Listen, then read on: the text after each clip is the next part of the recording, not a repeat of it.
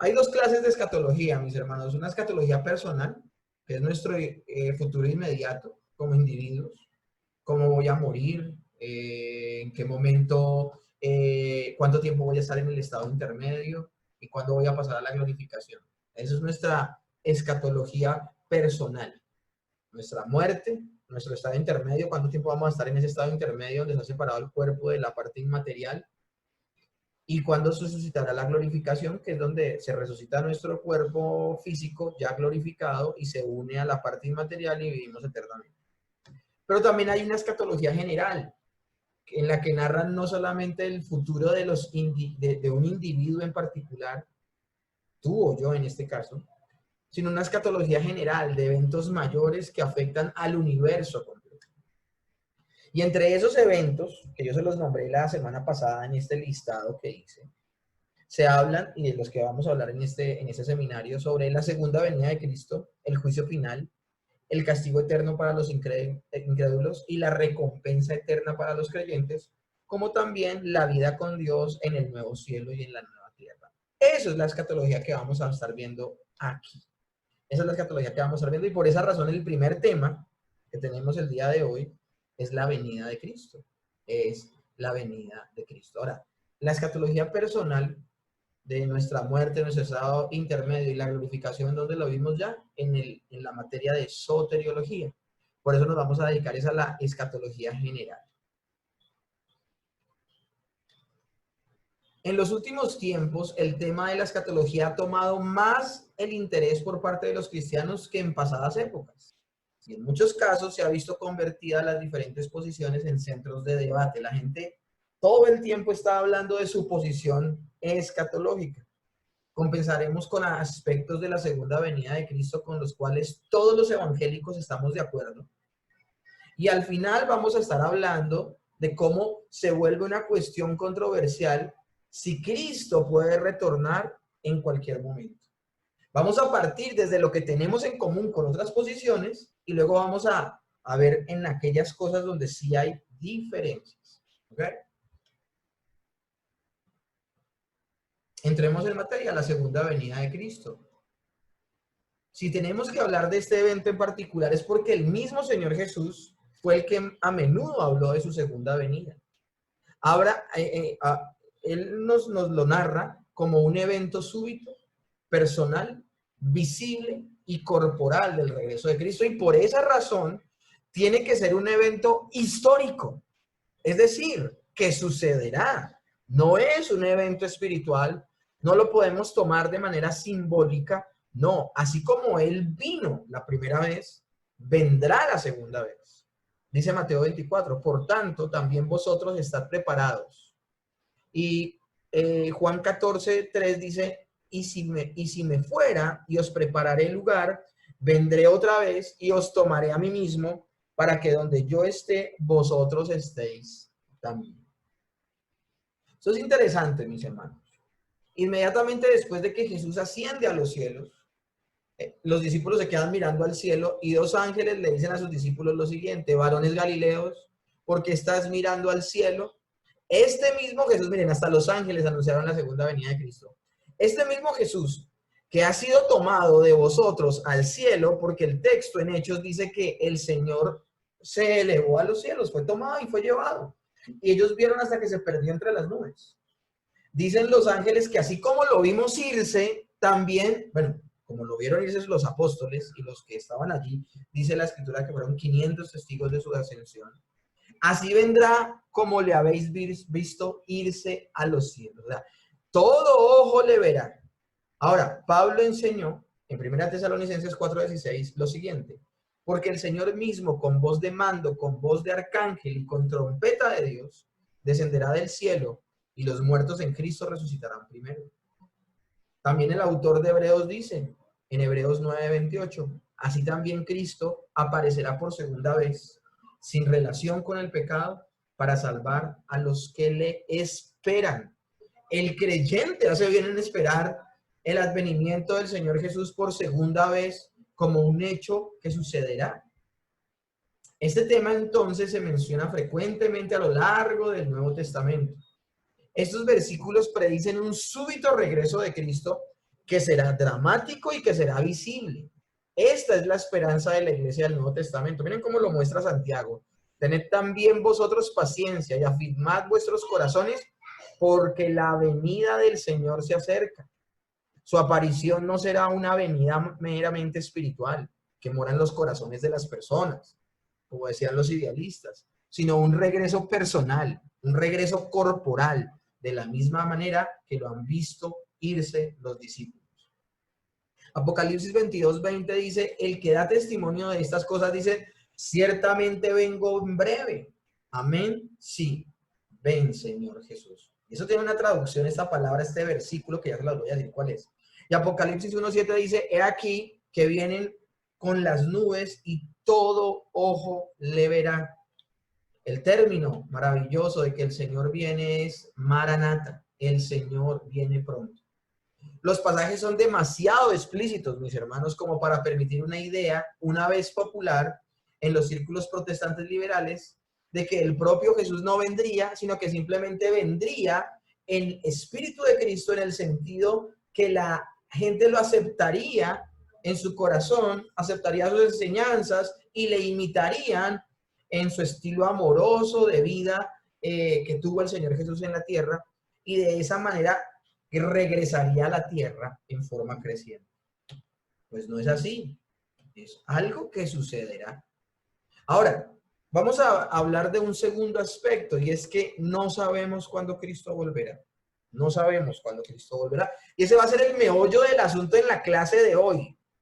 Porque de una vez se los digo, la clase de hoy tiene la intención desde un principio, o sea, fue gestada, fue planeada de esta manera la clase del día de hoy.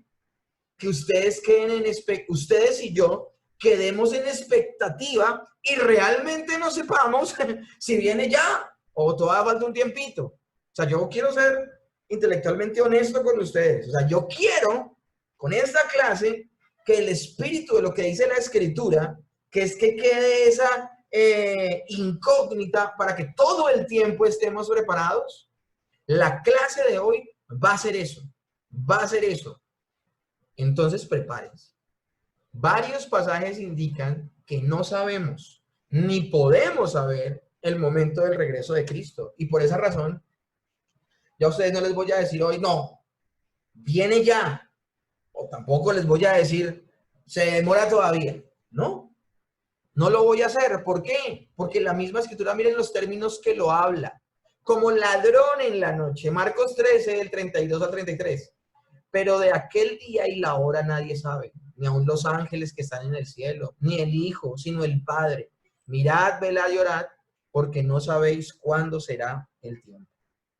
Mateo 24:44, que habla de las señales antes del fin, dice, por tanto, también vosotros estad preparados, porque el Hijo del Hombre vendrá a la hora que no pensáis.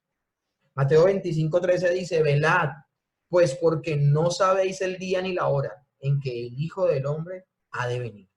Y Lucas 12:40, vosotros pues también estad preparados, porque a la hora que no penséis, el Hijo del Hombre vendrá. Entonces, como vendrá un momento inesperado, debemos estar listos en todo momento para su regreso. Permanece el hecho de que Jesús, cuando menos lo esperemos, como dice Mateo 24, y a la hora que menos pensemos, como dice Lucas 12, vendrá. En estos versículos, la palabra hora se entiende mejor en un sentido más general, como referencia a un momento, cuando algo tendrá lugar, no necesariamente a un periodo de tiempo de 60 minutos. Está refiriéndose cuando la hora, y la hora vendrá, está hablando de un momento específico, de un suceso específico, no de la hora de los 60 minutos que conocemos. Decir que no podemos saber el día o la hora, pero que podemos conocer el mes o el año, es evadir la intención de estos pasajes. Entonces nosotros no podemos meternos en la vaca loca de decir, no sé el día ni la hora exacta, pero sí sé el mes o el año. Sería lo mismo. Cuando la palabra dice que no sabemos ni el día ni la hora, está refiriéndose a que no sabemos cuándo va a suceder el evento, ni el día, ni la hora, ni el mes, ni el año, ni el centurio. No sabemos nada en absoluto. Todo el que afirme conocer la fecha en que Cristo regresará, no importa la fuente, debe ser rechazado como alguien que está completamente equivocado. Porque el objetivo de estos pasajes es que Jesús nos está diciendo que no podemos saberlo. Dice, ni aún el Hijo, sino solo el Padre. O sea, miren al punto al que lleva. Ahora, yo esto ya lo he explicado, ¿no? Entonces hay algo que no sabe el Señor Jesús. Él es Dios y entonces en la omnisciencia, el pasaje se refiere más bien a que no le fue dado por el Padre dar ese tipo de información. Entonces, los testigos de Jehová, por ejemplo, son un ejemplo, valga la redundancia, los testigos de Jehová son un ejemplo de esta situación. Han hecho muchas predicciones de fechas específicas del regreso de Cristo y todas ellas han resultado estar equivocadas y no es de sorprendernos. Sea cualquier persona, porque es que esto no solamente lo han hecho los testigos de Jehová, lo han hecho los mormones, lo han hecho, bueno, ha hecho un poco de grupos, aún muchos grupos de la cristiandad se han aventurado a decirlo. Y terrible, porque se está yendo en contra de la Escritura. Tratan de hablar donde la Biblia guardó silencio. Miren lo que dice Harold Camping en Family Radio 2012. Su intento de salvar la cara a él, aludiendo que Jesús regresó realmente el 1 de octubre de 1914, que fue cuando lo anunciaron sus vaticinios de ese movimiento de los testigos. De una forma invisible. Es incorrecto, pues niega la naturaleza visible y corporal del regreso de Cristo, que se especifica con tanta claridad en varios pasajes citados ya en esta clase. Mira, eso tan interesante. Harold Camping hace esta declaración y está hablando de un momento donde se profetizó que iba a venir el Señor, 1 de octubre de 1914. Ahora, las personas que adujeron esa fecha, lo que dijeron fue lo siguiente. Al ver que llegó la fecha y no hubo ninguna manifestación pública, ni todo ojo le vio, ellos dijeron, no, es que el Señor vino fue espiritualmente. Entonces, esto es interesante, mis hermanos, porque hemos aclarado las condiciones en las que va a venir el Señor. Estas personas, por no quedar en vergüenza, cambiaron las condiciones en las que viene el Señor y dicen que vino de una manera espiritual a los corazones solo de algunos. Esto está mal. Eso está mal. Eso es lo que anuncian en el 2012 en este programa. Me llama la atención que debemos tener mucho cuidado no solamente en hablar donde la palabra de Dios guarda silencio, sino también en cambiar de alguna manera o trastocar en lo que sí habla la Escritura. Si la Escritura dice que nadie sabe el día ni la hora, pues nadie sabe el día ni la hora. Entendiendo día y hora como no se sabe la fecha exacta, ni el mes, ni el año, ni la centuria. Pero también es tan errado, y de ahí salen las herejías, tratar de hablar donde la Biblia guardó silencio, como también es igual de errado y se vuelve herético cuando queremos cambiar lo que sí habla la Escritura. No nos metamos en esa vaca loca. Nadie sabe cuándo el Señor va a venir. Tercer punto para meternos en la discusión. Todos los evangélicos concuerdan sobre los resultados últimos del regreso de Cristo. No importa cuáles sean sus diferencias sobre los detalles, o sea, si suceden antes, durante, después. Todos los cristianos que aceptan la Biblia como su autoridad máxima concuerdan en los eventos que van a suceder. El resultado final y el último regreso de Cristo será el juicio de los incrédulos y la recompensa final de los creyentes.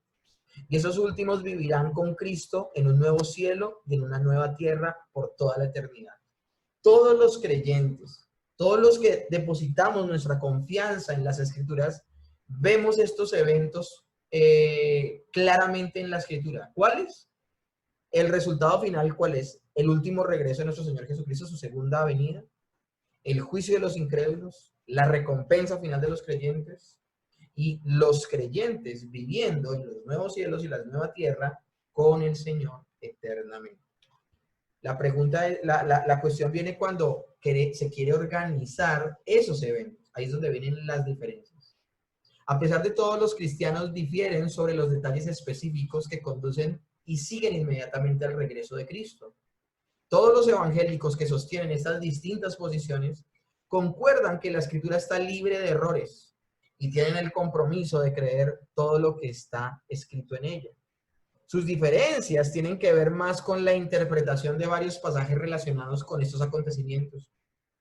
Pero sus diferencias sobre estos temas deben ser vistas como cuestiones de importancia secundaria. Eso lo nombré yo en la primera clase. no como diferencias sobre cuestiones doctrinales fundamentales de las cuales dependa la salvación.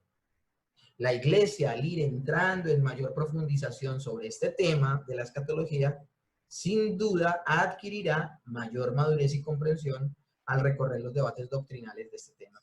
Mis hermanos, es que tenemos que tener algo en claro. El bagaje que tiene, por ejemplo, la soteriología, no lo tiene la escatología. 2000 años donde los hombres de Dios y los teólogos y las personas que han estudiado con fervor las escrituras le han, mejor dicho, molido y le han maciado al tema de la soteriología, del carácter de Dios, de cristología, de la doctrina del hombre. O sea, hay doctrinas que le han maciado y las han trabajado durante 2000 años. No así en la escatología.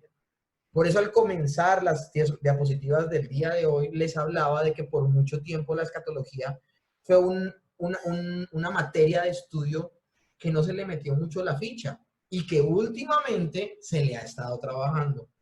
Por esa razón somos de los que creemos, si hay diferentes posiciones doctrinales, no es porque la Biblia no sea clara, ni es porque la Biblia se contradiga, es por el remanente de pecado que hay en nosotros y que a veces no nos permite comprender la escritura de manera unitaria, unida.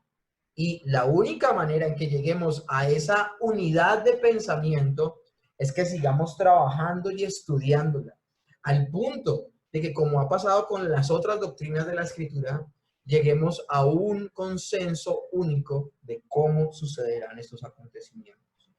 Solamente será el tiempo, el estudio concienzudo de la palabra y siendo fieles a la escritura que nos llevará a tener solamente una postura.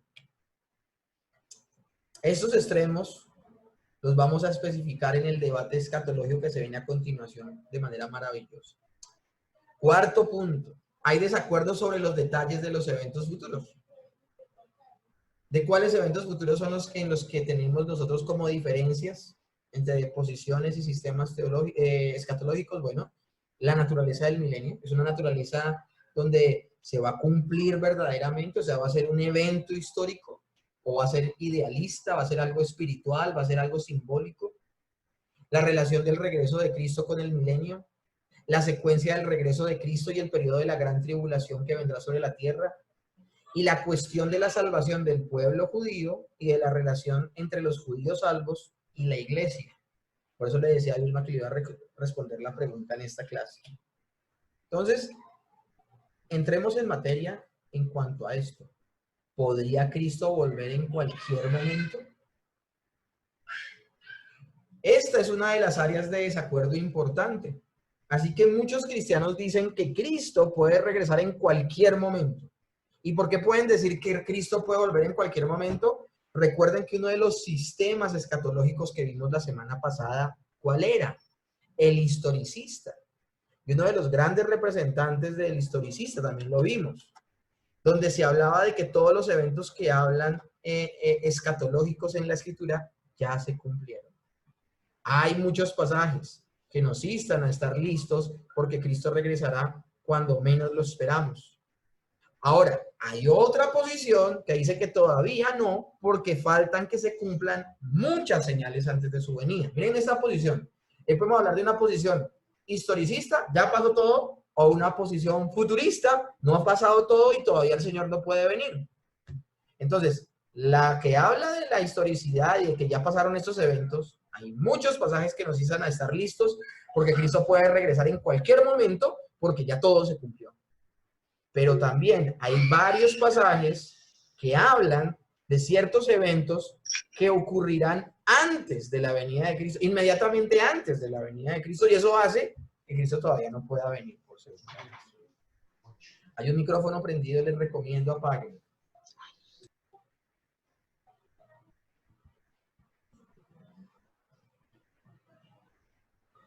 Acabo de decirles que hay textos donde dice que el Señor va a venir en cualquier momento. Pero también acabo de decirles que hay textos donde habla de que todavía no. Bueno, entonces, versículos que predicen un regreso de Cristo súbito e inesperado. Porque es que son precisamente esas dos clases de textos donde habla de esperar y otros habla de súbito, que ponen a veces a las personas en una posición u otra de los sistemas escatológicos. Veamos por ahora los textos que hablan de un regreso súbito e inesperado. A fin de sentir la fuerza acumulada de los pasajes que predicen que Cristo vendrá muy pronto, ayuda a relacionarlos aquí en orden. Mateo 24, del 42 al 44. Velad pues, porque no sabéis a qué hora ha de venir vuestro Señor. Pero sabéis esto, que si el padre de familia supiere a qué hora el ladrón habría de venir, velaría y no dejaría minar su casa. Por tanto, también vosotros estad preparados, porque el Hijo vendrá a la hora que no penséis. Y en Mateo 24, ahora, pero el verso 50, vendrá el Señor de aquel siervo en día en que no espera y a la hora que no sabe. La parábola del siervo infiel. Velad es la palabra clave aquí. Y velad, si lo hacemos, le ponemos una paráfrasis, significa estar en la jugada, estar pendiente. Como las vírgenes con el aceite, preparados. No estar pensando de que, ay, no, el Señor se demora. Por tanto, tenemos que estar alertas, porque no sabemos en qué día viene el Señor.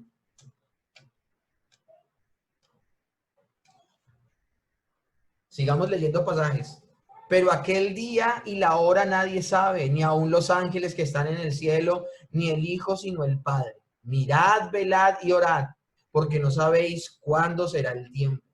Marcos 13, 34 37, es como el hombre que yéndose lejos dejó su casa y su autoridad a sus siervos y a cada uno su obra.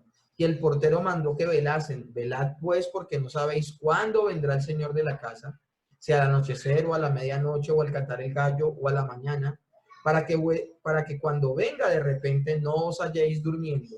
Y lo que a vosotros digo, a todos los digo, velad. Lucas 12:40, vosotros pues también estad preparados porque a la hora que no penséis el Hijo del Hombre vendrá. Todos estos pasajes tienen una sensación y es estar atentos. En cualquier momento puede suceder y tenemos que estar velando, tenemos que estar en la jugada. Primera Tesalonicenses 5:2, porque vosotros sabéis perfectamente que el día del Señor vendrá así como ladrón en la noche. Primera de Pedro 4:7, mas el fin de todas las cosas se acerca, sed pues sobrios y velad en oración. Y Apocalipsis 22:7, aquí vengo pronto, bienaventurado el que guarda las palabras de esta profecía, de la profecía de este libro. El que da testimonio de estas cosas dice, ciertamente vengo en breve. Amén. Y acá nuevamente se habla del Maranata. Según estos pasajes, podríamos concluir que Jesús puede venir en cualquier momento. Cuando el Señor dijo, entonces, vengo pronto, ¿se equivocó el Señor Jesús? Porque es que ese vengo pronto fue ¿hace cuánto fue que escribió el apóstol Juan Apocalipsis? Bueno, recordemos que para el Señor un día son 1000 años y 1000 años son como un día. Ese pronto del Señor, ¿a qué se refiere? Bueno, según estos pasajes podríamos concluir que Jesús puede venir en cualquier momento, pero también debemos tener presentes otra clase de pasajes que hay en la Escritura que hablan de señales que preceden el regreso de Cristo. El Señor no va a venir así como así. Las profecías bíblicas ven los acontecimientos futuros, pero no ven el tiempo que media antes que esos eventos ocurran. Eso es muy importante tenerlo en cuenta. Aquí no se está perdiendo de vista con esos pasajes de que van a suceder eventos previos. El mismo Apocalipsis dice vengo en breve, pero todo Apocalipsis habla de un poco de eventos que van a suceder. Bueno, las profecías bíblicas ven los acontecimientos futuros, pero no ven el tiempo que media, intermedio, antes de que esos eventos escatológicos ocurran. George Land dice, los profetas estaban poco interesados en la cronología y el futuro se veía siempre como inminente. La profecía bíblica no es tridimensional. Esto es importantísimo para cuando leamos profecía en las Escrituras. La profecía bíblica no es tridimensional, no fundamental, sino bidimensional. Tiene altura y tiene ancho, pero se preocupa poco por la profundidad. Pedro también nos recuerda que el Señor tiene una perspectiva del tiempo diferente a la nuestra. Pero no olvides, queridos hermanos, que para el Señor un día es como 1000 años y 1000 años como un día. El Señor no tarda en cumplir su promesa, según entienden algunos, que está como por tardanza. Miren eso tan interesante, este pasaje de Pedro habla de que el Señor viene pronto, que no retarda su promesa, que Él viene, aunque algunos, la lectura que le han dado es que se está tardando. Si no hubiera pasajes entonces en el Nuevo Testamento sobre señales que preceden el regreso de Cristo, probablemente sería fácil concluir de los pasajes que acabamos de citar que Jesús podría venir en cualquier momento. Pero existen estos pasajes donde hablan de eventos intermedios. Según estos pasajes, el regreso de Cristo es inminente, es verdad, pero tienen que suceder situaciones antes. Louis Berkhoff decía, de acuerdo con la Escritura, tiene que ocurrir varios eventos importantes antes del regreso del Señor. Y por lo tanto, esto no puede llamarse inminente. Señales que preceden el regreso de Cristo. Miren la declaración de Louis Berkhoff. De acuerdo con las Escrituras, tienen que ocurrir varios eventos importantes antes del regreso del Señor. Y por lo tanto, esto no puede llamarse inminente. Acá es donde viene como la separación. Hay gente que dice, sí, ya va a venir, viene rapidísimo, viene pronto. Pero otros dicen, no, no tan pronto. Bueno, al fin, ¿qué? Yo voy a ser muy cuidadoso con esta clase. Yo voy a ser muy cuidadoso en cuanto a qué. En cuanto a, no me voy a casar categóricamente con cualquiera de las dos posiciones, sino con ambas. O sea que de manera intencional voy a ser de alguna manera un poco ambiguo, porque es la única manera de mantenernos al borde, de mantenernos pendientes, de mantenernos a la expectativa, de mantenernos preparados. Porque las personas que dicen, estos eventos no han pasado, de pronto la lectura que le pueden dar es que, todavía tenemos tiempo para cambiar. Tenemos que tener cuidado con esas posturas.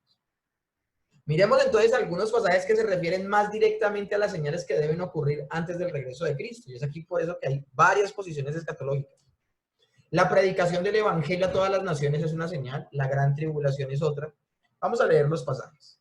Mateo 24:14, y será predicado este evangelio del reino en todo el mundo para testimonio a todas las naciones, que entonces vendrá el fin. Entonces y solo entonces vendrá el fin. Ok. La gran tribulación. Marcos 13, del 7 al 8. Mas cuando oigan de guerras y rumores de guerra, no os turbéis, porque es necesario que suceda así. Pero aún no es el fin. Porque se levantará nación contra nación y reino contra reino, y habrá terremotos en muchos lugares, y habrá hambres y alborotos. Principio de dolores son estos. Principio de dolores es decir que no es el fin. Es hasta ahora el principio del fin. Marcos 13, 19, 20. Porque aquellos días serán de tribulación, cual nunca ha habido desde el principio de la creación que Dios creó. Hasta este tiempo ni la habrá. Y si el Señor no hubiese acortado aquellos días, nadie sería salvo, mas por causa de los escogidos que Él escogió, acortó aquellos días. También otra señal antes del fin son los falsos profetas que harán señales y milagros. Marcos 13, 22. Porque se levantarán falsos cristos y falsos profetas, y harán señales y prodigios para engañar, si fuese posible, aún a los escogidos. No queriendo decir que los escogidos pueden ser engañados. El mismo texto dice, si fuese posible, aún engañarían a los escogidos, de lo poderosos que serán esos milagros y esas señales. Que aún si se pudiese, los escogidos serían engañados, pero como los escogidos no pueden ser engañados, pues no caerán de la gracia. Otras señales que tenemos antes del fin, y esa sí es categórica. Señales en el cielo. Marcos 13, 24 al 26. Pero en aquellos días, después de aquella tribulación, el sol se oscurecerá y la luna no dará su resplandor y las estrellas caerán del cielo y las potencias que están en los cielos serán conmovidas. Entonces verán al Hijo del Hombre que vendrá en las nubes con gran poder y gloria. Imagínense ese día, una cosa impresionante. Nos quejamos de lo que estamos pasando ahora. Cuando eso suceda, los que se quejarán serán los incrédulos, porque los creyentes llenos de gozo guardaremos la esperanza, mientras que el resto de las personas que no depositaron su confianza en el Señor ven cómo literalmente el mundo se deshace ante sus ojos. Y finalmente una de las señales también grandes que es la venida del hombre de pecado y la rebelión. Pablo les queda a la iglesia en Tesalónica diciendo que Cristo no vendrá hasta que el hombre de pecado sea revelado, y entonces el Señor lo destruirá en su venida. Miren lo que dice 2 Tesalonicenses 2, del 1 al 10. Me tengo que tomar el tiempo de leerlo completo. Pero con respecto a la venida de nuestro Señor y nuestra reunión con Él, os rogamos, hermanos, que no os dejéis mover fácilmente de vuestro modo de pensar, ni os conturbéis, ni por espíritu, ni por palabra, ni por carta como si fuera nuestra, en el sentido de que el día del Señor está cerca. Nadie os engañe en ninguna manera, porque no vendrá sin que antes venga la apostasía y se manifieste el hombre de pecado, el hijo de perdición, el cual se opone y se levanta contra todo lo que se llama Dios o es objeto de culto, tanto que se sienta en el templo de Dios como Dios, haciéndose pasar por Dios. ¿No os acordéis que cuando yo estaba todavía con vosotros os decía esto? Y ahora vosotros sabéis lo que lo detiene, a fin de que a su debido tiempo se manifieste, porque ya está en acción el ministerio de la iniquidad. No solo que hay quien al presente lo detiene, hasta que él a su vez se ha quitado de en medio. Y entonces se manifestará aquel inicuo, a quien el Señor matará con el espíritu de su boca y destruirá con el resplandor de su venida. Inicuo cuyo advenimiento es por obra de Satanás, con gran poder y señales y prodigios mentirosos y con todo engaño de iniquidad para los que se pierden, por cuanto no recibieron el amor de la verdad para ser salvos. Entonces estamos viendo en la escritura que hay varias señales y continúan. La salvación de muchos judíos en masa también es una señal. Las nombraba ahorita antes de la clase. Pablo habla el hecho de que muchos judíos han confiado en Jesús, pero dice que algún día en el futuro un gran número de ellos será salvo. Romanos 11, 12. Y si su transgresión es la riqueza del mundo y su defección la riqueza de los gentiles, ¿cuánto más su plena restauración? El apóstol Pablo está hablando en Romanos 11 que el Señor restaurará a su pueblo, un gran número de ellos. Y en el verso 25 al 26, más adelante en el mismo capítulo, dice, porque no quiero, hermanos, que ignoréis este misterio, para que no seáis arrogantes en cuanto a vosotros mismos, que ha acontecido a Israel endurecimiento en parte, hasta que haya entrado la plenitud de los gentiles, y luego todo Israel será salvo, como está escrito, vendrá de Sión el libertador, que apartará a Jacob la impiedad. De Jacob la impiedad. Este pasaje me parece maravilloso porque dice, porque no quiero, hermanos, que ignoréis este misterio. ¿Cuál misterio? El misterio que el Señor había hecho. Ustedes leen todos Romanos y aún si leen Efesios se van a dar cuenta que un misterio que había en las Escrituras era que el Señor tuviese la idea de hacer una sola nación, un solo pueblo, uniendo nuevamente a judíos y a gentiles. Dice la palabra en Efesios que el Señor derribó la pared divisoria que había entre judíos y gentiles. Entonces está hablando de ese misterio cuando dice, porque no quiero, hermanos, que ignoréis este misterio. ¿Cuál? Un día hemos sido llamados a ser solamente un pueblo de Dios. Y les dice, porque esto se lo está diciendo el apóstol Pablo a los gentiles, a los romanos. Y le está diciendo a los gentiles, no sean arrogantes, de que la salvación llegó a ustedes y se le quitó a los judíos, porque llegará un momento donde esa salvación que se le quitó a ellos por el endurecimiento de su corazón, nuevamente les será retornada y muchos de ellos se salvarán. Entonces, tenemos aquí muchas señales antes del fin. Entonces, ¿qué conclusiones tenemos de esto? De estas señales que preceden el regreso de Cristo. Muchos cristianos, cuando ven el impacto de estos pasajes, les parece claro que no se puede decir que el Señor puede retornar en cualquier momento, como lo decía Berkov. Desde su punto de vista es evidente que muchos de estos eventos no han ocurrido aún, o quizás todos ellos no han ocurrido aún. Entonces por eso dicen que el Señor no puede venir todavía. ¿Cómo entonces podemos reconciliar los pasajes que parecen advertirnos sobre el regreso inminente del Señor en cualquier momento con aquellos que indican importantes eventos visibles que al parecer no se han cumplido antes de su venida? ¿Cómo hacemos para conciliarlos? Bueno, ¿hay posibles soluciones? Se han propuesto varias, mis hermanos. Se han propuesto varias. La primera de ellas, no se puede hablar de su regreso en cualquier momento, es lo que dice Luis Berkov. ¿Cuánto tiempo pasará antes de que Cristo regrese? Pareciera que para esta posición, y estoy hablándoles de que esta no es la posición que vamos a tomar como seminario, vuelvo y les repito, no vamos a hablar de que ¿Se tarda en venir o no se tarda en venir? Nuestra posición es que puede suceder lo uno como puede suceder lo otro, porque ambas cosas están en la palabra de Dios. Bueno, Berkov dice, no se puede hablar de su regreso en cualquier momento. ¿Cuánto tiempo pasará antes de que Cristo regrese? Pareciera que para esta posición depende del estimado de cada persona sobre cuánto tiempo demorará en cumplirse estas señales. O sea, entre persona y persona, hay gente que dice, no, yo creo que se demora más o se demora menos. Esta posición pareciera anular la fuerte advertencia hecha por nuestro Señor Jesucristo al estar vigilantes y listos en cualquier momento.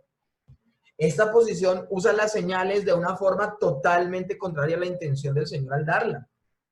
Él nos las dio para que pensáramos, Jesús se demora en venir. No, Él dio esas señales para que estuviésemos atentos de verlas y que suceda al fin. O sea, el Señor no puso las señales para que nos fresqueáramos, sino para que aún estuviésemos más atentos, pilosos y velando. Este punto de vista de que el Señor se demora y todavía no va a venir y fresquiémonos, tiene varias dificultades, entre ellas dos. ¿Qué fuerza tiene una advertencia de estar listos para el regreso de Cristo en un momento inesperado, cuando sabemos que esa venida no puede ocurrir en muchos años? O sea, ¿qué gracia tiene que el Señor diga, velad, estad preparados, pronto vengo? Si las señales que da posteriormente lo que buscan es que nos relajemos. No hay cosa más contraria al velar que el relajarse. Y lo vemos en la parábola de las vírgenes. 5 sensatas velando y 5 insensatas durmiendo.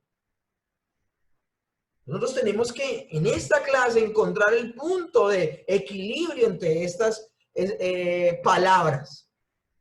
La sensación de espera urgente del regreso de Cristo disminuiría si hablamos que Él va a venir todavía dentro de muchos años. El resultado parece ser absolutamente contrario a la intención de nuestro Señor Jesucristo. Vuelvo y les repito. Se ofrecen las señales de manera que cuando las veamos, intensifiquemos nuestra expectación del regreso de Cristo. Las señales nunca han tenido el objetivo de relajarnos. Nunca se ofrecen para hacernos pensar, Jesús no podría venir en unos pocos años. Por tanto, no parece convincente decir que Cristo no podría venir en cualquier momento. Ahora, hay otra solución. Decir que Cristo podría venir en cualquier momento y reconciliar los dos conjuntos de pasajes de varias maneras. Vamos, todos los subtítulos que ustedes vean de aquí en adelante en moradito es las diferentes posiciones de conciliar esta segunda postura, que es cuál, podría venir en cualquier momento, luego de que se cumplan estas señales y así reconciliar los dos grupos de pasajes que acabamos de leer. Primero, decir que el Nuevo Testamento habla de dos regresos distintos de Cristo o dos segundas venidas de Cristo, o un regreso en dos etapas. Una venida secreta en la que Cristo se lleva a los cristianos del mundo y una segunda venida pública donde triunfante con sus santos en la que Cristo viene a reinar sobre la tierra. Entonces, como que la manera que algunos encontraron de conciliar esos pasajes donde hablan de premura y esos pasajes donde hablan de que hay señales antes de que Él venga, es una venida del Señor Jesús, una segunda venida del Señor Jesucristo en dos etapas. Una venida secreta y una segunda venida pública. Obviamente ya tenemos claro cuál es esa posición. Una posición pretribulacionista. Entonces, durante el intervalo de 7 años, todas las señales que todavía no se hayan cumplido, la gran tribulación, los falsos profetas con señales y milagros, el anticristo, la salvación de Israel y las señales en el cielo, se cumplirán de manera que no hay ninguna no hay ninguna tensión entre esperar su venida, que podría ocurrir en cualquier momento, y comprender que una posterior venida estaría precedida por muchas señales. ¿Sí ven cómo nacen las posiciones escatológicas? Ahora, el problema, mis hermanos, con esta postura, con esta solución, es que resulta difícil derivar dos venidas separadas de Cristo de los pasajes que predicen su regreso. Es decir, habría segunda y tercera venida de Cristo. La gente, ellos, y las personas que tienen esta posición la defienden a capa de espada y dicen, no, es solo una segunda venida en 2 etapas. No sé, o sea, a mí no me cuadra. Esta solución es históricamente bastante reciente. Se le desconocía en la historia de la iglesia antes de que John Nelson Darby la propusiera en el siglo XIX, 1800 a 1882. No discutiremos esta cuestión aquí, pero la trataremos en la siguiente clase cuando estemos considerando el punto de vista del milenio pretribulacional del regreso de Cristo. Hoy, como nos estamos dedicando solo al regreso de Cristo, no nos queremos desviar. Esto entonces debe alentarnos sobre el hecho de que esta solución no es la única posible para solucionar esa tensión que se presenta entre los pasajes citados anteriormente, donde hablábamos de un regreso inminente y pronto, y un regreso inminente, pero con señales previas antes de ese fin, que puede pasar mucho tiempo. Esta es otra postura con respecto a esta tensión que hay entre este grupo de pasajes. Es decir, que todas las señales se han cumplido y por lo tanto Cristo podría regresar en cualquier momento. Un posible cumplimiento de estas señales se dieron en los eventos de la iglesia primitiva en el siglo I. Podría decirse entonces, en esta posición que es una posición historicista, está hablando de que todos los eventos escatológicos ya sucedieron, podría decirse que el evangelio se predicó, de hecho, a todas las naciones conocidas con la gran comisión. Falsos profetas se levantaron y se opusieron al evangelio. Hubo una gran tribulación con la persecución que sufrió la iglesia a manos de algunos emperadores romanos. El hombre entonces de maldad era de hecho el emperador Nerón. Y el número del pueblo judío que se salvó ha aumentado gradualmente a lo largo de la historia de la iglesia y más se han estado convirtiendo al cristianismo. Entonces podría decirse que las señales antes del fin, en esta posición historicista, ya se cumplieron. De hecho, ellos dicen que el propio Pablo se pone a sí mismo como ejemplo del comienzo de ese retorno de Israel a la fe verdadera en Romanos 11:1. Evitar la posición de historicidad que señala la Iglesia Católica como la gran ramera. Esto me llama la atención porque, de hecho, esta posición tiene muchos adeptos donde ellos ven a la Iglesia Católica Romana como la gran ramera. Y se cumplen muchos textos de Apocalipsis con esa interpretación. Bueno, ¿de qué interpretación entonces podríamos estar hablando? Del preterismo, donde estaba hablando de que las cosas sucedieron ya. Creo que se están dando cuenta cómo está tomando forma todo, ¿no? La clase hoy ha sido menos complicada con terminología y lo que hemos hecho es ya el conocimiento que ustedes tenían de la clase pasada, ponerlo en práctica hoy. Ahora, ¿cuál es el problema con esta posición? El problema es que muchas personas no han hallado convincente ningún punto de vista que diga que ellas, estas señales, han ocurrido porque estas señales les parecen apuntar a eventos mucho más grandes que los que acabo de mencionar. Eventos más grandes que la predicación del evangelio, supuestamente con la gran comisión y ella se discípula a todas las naciones. Eventos más grandes que solamente profetas que se opusieron al evangelio en momentos de la historia. O una gran tribulación más grande que la tribulación que han vivido los creyentes en todas las épocas, o el número del pueblo judío que ha sido salvo hasta el día de hoy, se habla como de un número mayor. Entonces está esperando, son eventos mucho mayores a los que tuvieron lugar en el primer siglo. Entonces hay una tercera manera o una tercera posibilidad de conciliar estos dos conjuntos de pasajes. ¿Cuáles? Los pasajes que muestran que el Señor viene pronto y los pasajes que dicen, pero no vendrá hasta que hayan algunas señales. Esa es una tercera posición, si se dan cuenta está en verde. Es poco probable, pero posible que las señales ya se hayan cumplido y por lo tanto no podemos simplemente saber con certeza en ningún momento de la historia si todas las señales se han cumplido o no. Esa es la tercera postura. Es poco probable. Y esa es la postura que sí vamos a tomar nosotros. Es poco probable, pero posible, que las señales ya se hayan cumplido y por lo tanto no podemos simplemente saber con certeza en ningún momento de la historia si todas las señales se han cumplido o no. Cristo podía regresar en cualquier momento, pues no podemos estar seguros de que las señales no se han cumplido, de manera que debemos estar listos. Y por eso me gusta esta posición, porque esta posición muestra que debemos estar listos en cualquier momento. Ahora, sin embargo, es poco probable que Cristo regresara de inmediato, porque parece que aún deban cumplirse varias señales. Esta es una postura más flexible, como que sí, pero no. Esta posición está de acuerdo en que no podemos saber cuándo regresa Cristo y que regresará en el momento cuando no lo esperamos. Esto es interesante. Esta posición es atractiva, pues toma en serio el propósito primario de las advertencias y el hecho que no conoceremos cuándo Cristo regresará.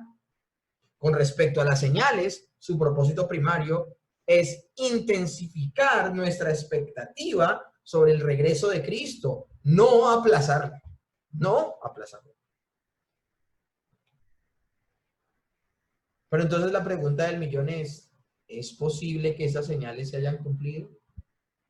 En cada caso, nuestra conclusión será que es poco probable, pero posible, que la señal ya se haya cumplido. Miren esta postura, y acá ya sí les hablo, esta es la postura milenial. La postura milenial no es que ya se cumplieron, pero tampoco que no se ha cumplido y por eso se demora. No, nosotros conciliamos directamente los dos grupos de pasajes. En cada caso, nuestra conclusión será que es poco probable, pero posible, que la señal se haya cumplido. Hablemos de cada una de las señales y vamos a ver por qué. La predicación del evangelio a todas las naciones. Miren, al día de hoy hay muchos grupos lingüísticos y tribus que aún no han escuchado el evangelio. Es poco probable que esta señal se haya cumplido. Sin embargo, Pablo afirma que este evangelio está dando fruto y creciendo en todo el mundo, según Colosenses 1, del 5 al 6. Y de hecho, Colosenses 1:23 dice, este es el evangelio que ustedes oyeron y que ha sido proclamado en toda la creación debajo del sol y del que yo, Pablo, he llegado a ser su servidor.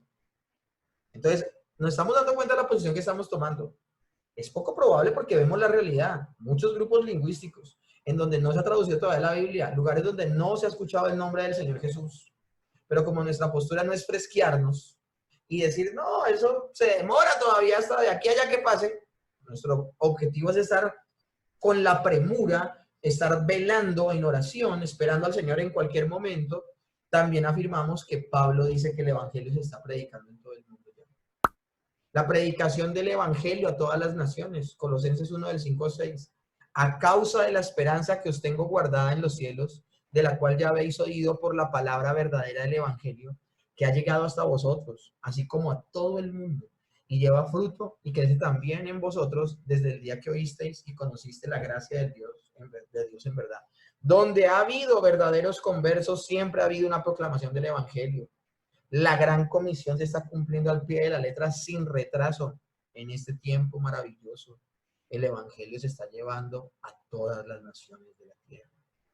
Con estos versículos, Pablo ciertamente no indica que toda criatura viva ha escuchado la proclamación del evangelio, sino que su proclamación ha avanzado en todo el mundo y que en su sentido, por lo menos alegórico, el evangelio ha sido predicado en todo el mundo o a todas las naciones.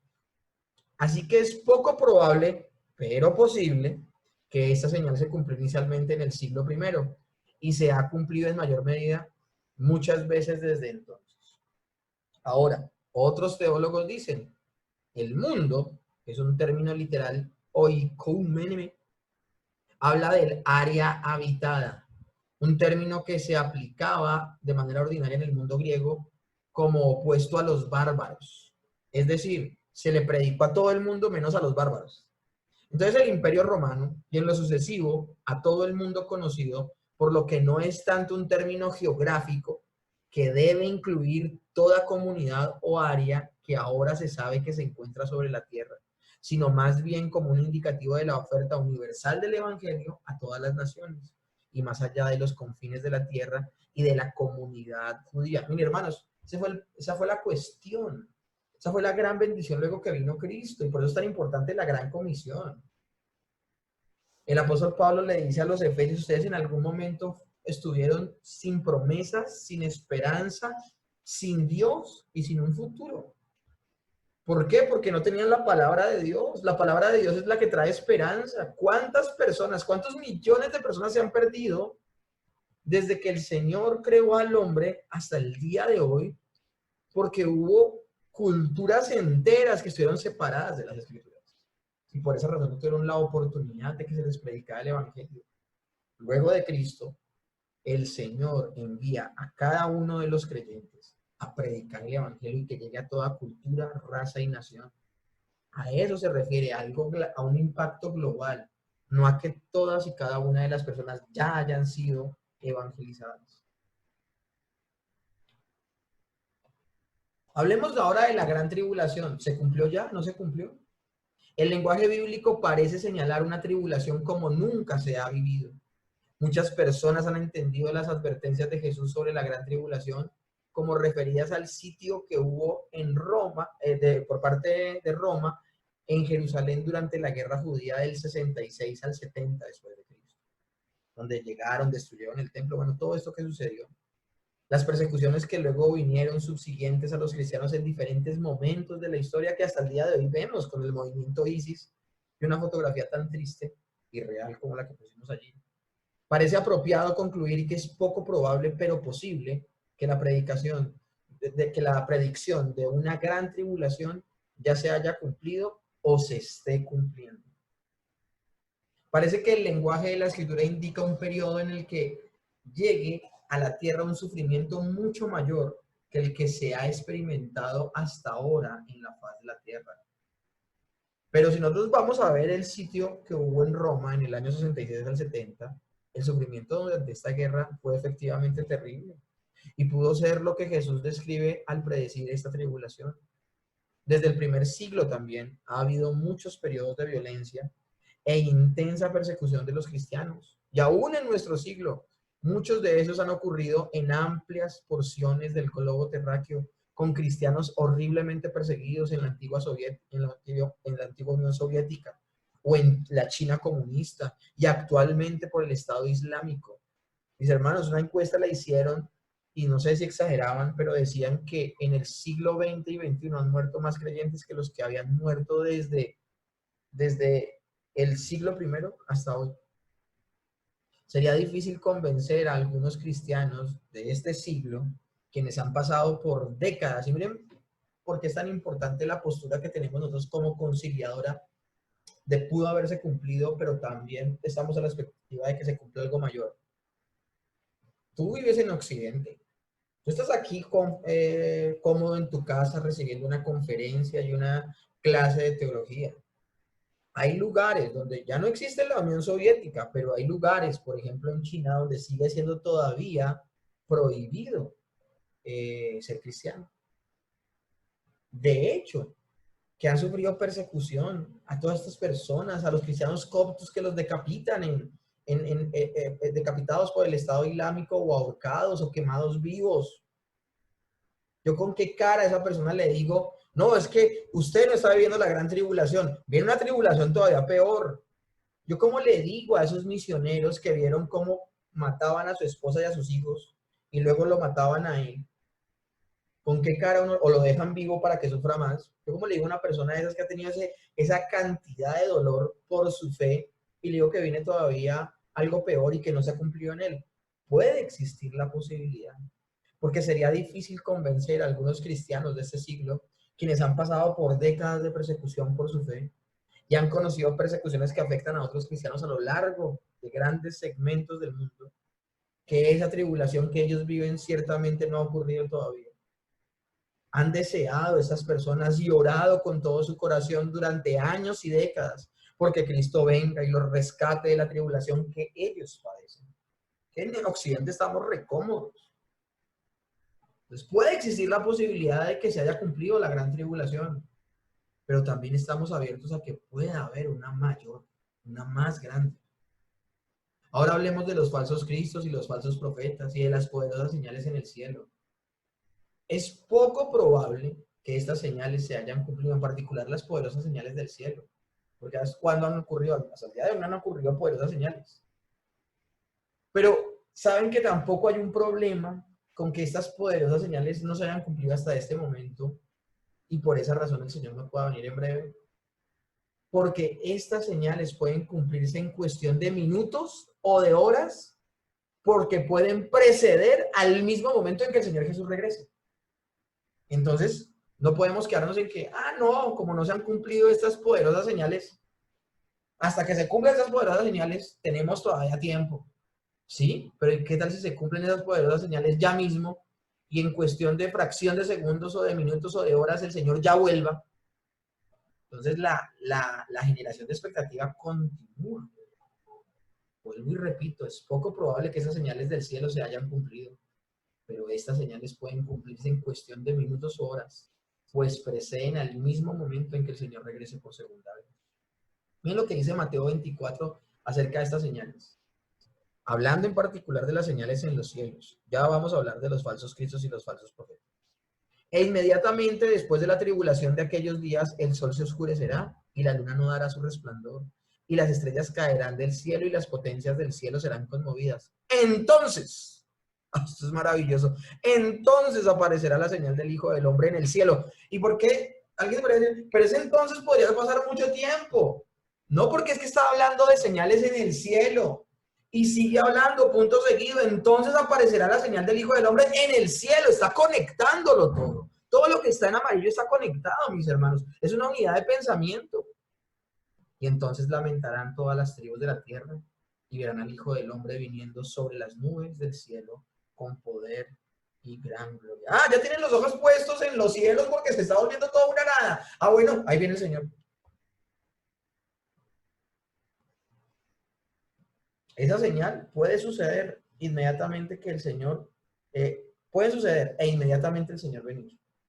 Entonces tampoco podemos decir hasta que se cumpla esta señal tenemos tiempo, porque esta señal se puede cumplir e inmediatamente venir el Señor. Bueno, y los falsos cristos y los falsos profetas, sin duda tenemos que decir que siempre han existido. Pero pareciera que los textos apuntan al incremento hacia el final de los tiempos. Y eso lo estamos viendo al día de hoy. Estamos viendo al día de hoy cómo pululan los falsos cristos. ¿Cómo así que los falsos cristos? El término Cristo significa ungido. Y a mí me aterra cómo en la iglesia carismática se le llama así a las personas. El ungido de Dios. No le toques el manto al ungido. Cogen el Isaías 61 y el Espíritu del Señor está sobre mí por cuanto me ha ungido. Textos que son netamente mesiánicos y que le corresponden solo al Señor Jesucristo. Y pastores perfectamente de congregaciones los toman para sí. Autopromoviéndose, obviamente su doctrina deja ver que son falsos pastores, son lobos rapaces. Pero encima de eso, al darse esos calificativos, ahí tienen a los falsos cristos. Estamos en una época donde se ha vuelto a despertar el movimiento profético y apostólico. Falsos cristos y falsos profetas. Si ha habido un momento en la historia donde podemos ver esto con un alto crecimiento, es en esta época, en el siglo XX y XXI, una cosa tremenda. Podemos decir que se ha podido cumplir. Y la ocurrencia de poderosas señales en los cielos es una señal que ciertamente no ha ocurrido todavía, la nombré anteriormente, pero que puede ocurrir rápidamente. Y si a eso le sumamos que ya estamos viendo una época de falsos profetas, de falsos cristos y falsos apóstoles, podríamos decir que estas señales particulares ya se están cumpliendo, pero no son del todo que nos llevarían a negar que Cristo podría regresar en cualquier momento. Y aquí viene un punto interesante, la aparición del hombre de maldad. ¿Podría señalarnos entonces a Nerón o a otros hombres que han vivido en la historia? Muchos intentos se han hecho a lo largo de la historia para identificar al hombre de maldad, el anticristo, con figuras históricas que tenían gran autoridad y trajeron desolación, devastación entre la gente de la tierra. Los antiguos emperadores romanos Nerón y Dominiciano, quienes persiguieron severamente a los cristianos, serían el anticristo para algunos. Muchos emperadores romanos, incluyendo estos dos, decían ser deidades y exigieron que se les adorara. Algunos protestantes de la Reforma, perseguidos por el catolicismo romano, pensaron que uno u otro podría ser el mismo papa como la figura del anticristo. En épocas más recientes, comúnmente se consideró a Adolfo Hitler como el anticristo, como también se le pudo considerar al mismo Stalin. Pero el más perpetrado por muchos de estos gobernantes que hayan sido malos, malos hasta la raíz. O sea, aunque el mal que ellos hayan hecho ha sido terrible, al menos mientras estuvieron en el poder, sería difícil estar seguros que el hombre de maldad mencionado en 2 de Tesalonicenses 2 y que leí con tanto cuidado, aún no haya aparecido. O sea, habla de tal manera ese pasaje que a uno le queda como la sensación de que no fue en esas personas. Por tanto, aun si estos previos perseguidores de la iglesia no fueron el anticristo, muchos de ellos pueden haber sido prefiguras del último anticristo. Es probable que un hombre de maldad, aún peor que todos estos unidos, se levanten sobre la escena mundial y traiga sufrimiento sin paralelo y persecución, solo para que Jesús lo destruya cuando regrese. Textos para aportar. Primera de Juan 2:18, hijitos, ya es el último tiempo y según vosotros oísteis que el anticristo viene, así ahora han surgido muchos anticristos, por esto conocemos que es el último tiempo. Ese texto queda como anillo al dedo a todos estos personajes históricos y malos líderes religiosos que se han levantado, ¿ok? Y primera de Juan 4, el 3, dice, y todo espíritu que no confiese que Jesucristo ha venido en carne y no es de Dios, y este es el espíritu del anticristo, el cual vosotros habéis oído que viene y que ahora ya está en el mundo. Se han levantado religiones que han negado que Jesús es Dios. Y también se han levantado religiones que niegan que Jesús fue completamente humano. O hay religiones que niegan que fue Dios, o es Dios, o que fue y es humano. Cualquiera de estas posturas son posturas del anticristo, dice la escritura. Entonces es poco probable, pero posible, que esta señal se haya cumplido. La salvación de Israel, Romanos 9 al 11.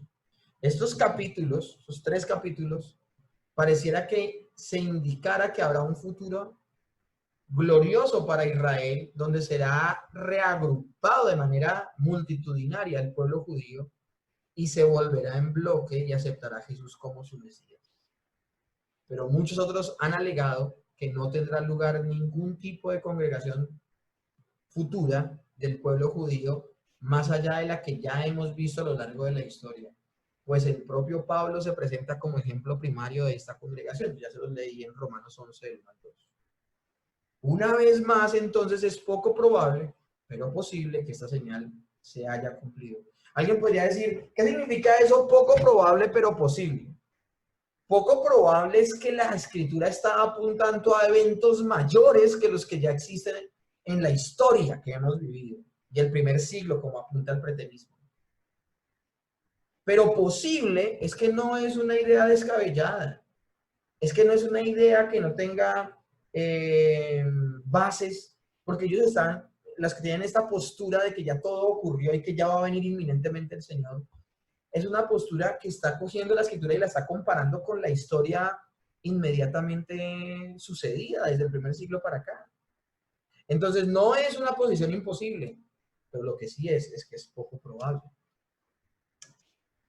Conclusión entonces con todo lo que hemos dicho. A excepción de las espectaculares señales en los cielos, es poco probable, pero posible que estas señales ya se hayan cumplido. Pero la señal en los cielos no nos puede fresquear y llenar de tranquilidad y el Señor todavía se demora, porque vuelvo y repito por enésima vez, esas señales se pueden suscitar minutos u horas antes de que el Señor regrese. Por lo tanto, es poco probable, pero ciertamente posible, que Cristo podría regresar en cualquier momento. Esta posición entonces, esta última posición entonces, nos deja siempre expectantes, pero desarrollando una vida que glorifique a Dios.